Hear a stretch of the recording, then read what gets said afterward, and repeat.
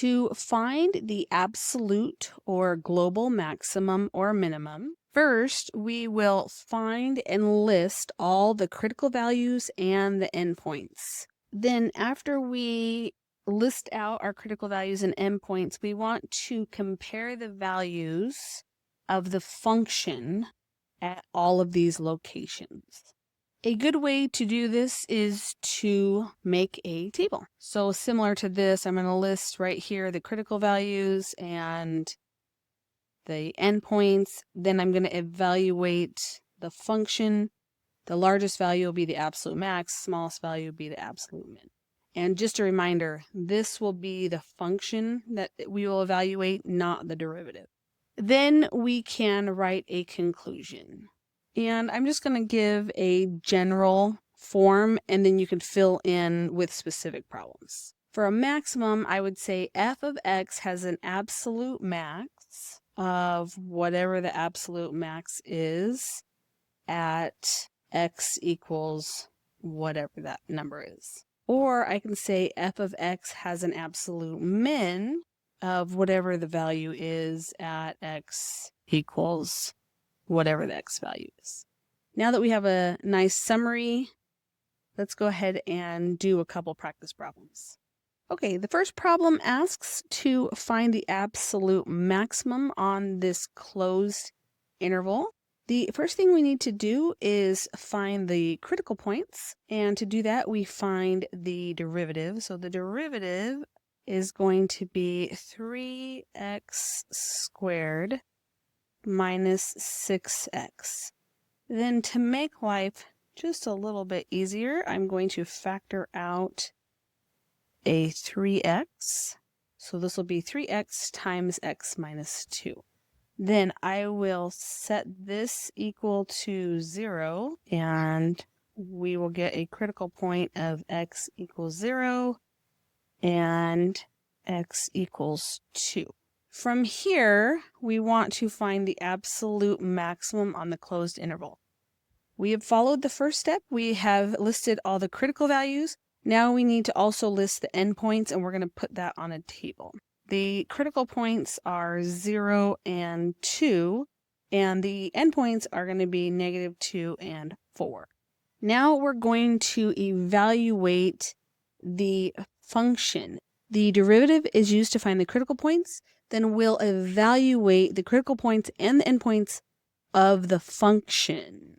And the way we do that is I'm just going to plug this back into the function. So for example, this will be f of 0 equals 0 cubed minus 3 times 0 squared plus 12.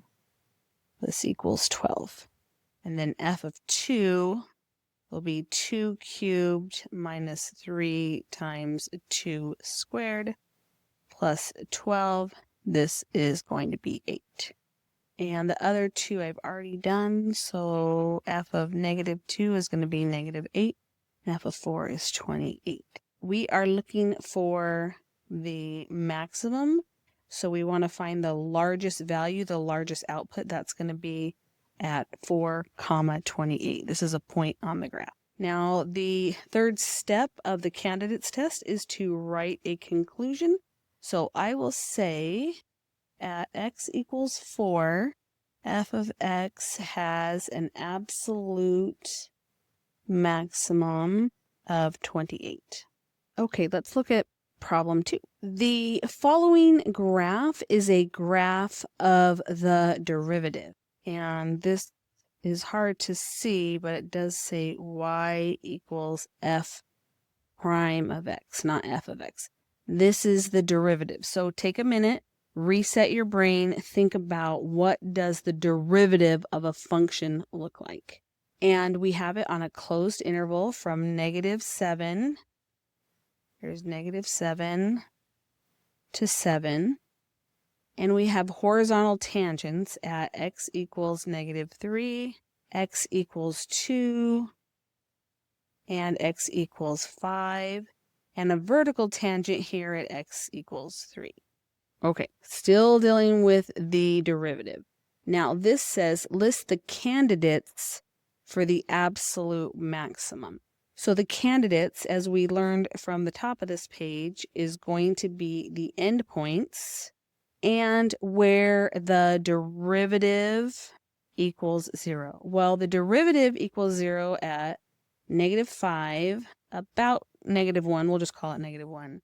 And it looks like here at 5. Another quality of a maximum is it goes from increasing to decreasing.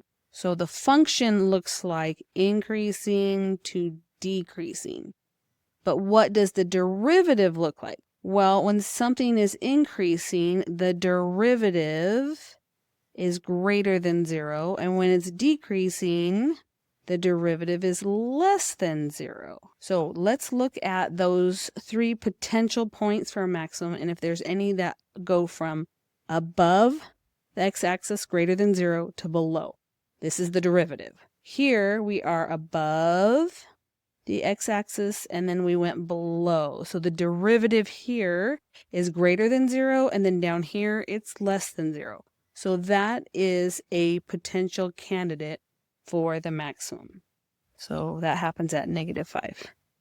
And it says to justify your answer, these are the endpoints, and this is because the derivative changes from positive to negative. All right, now it says list the candidates for the absolute minimum. Well, I'm still going to do the endpoints, and then we want to see if any of these other points, the -5, the -1, and the 5, satisfy the potential candidate of being a minimum. Well, we already decided that -5 is a potential candidate for a maximum. Let's look at -1.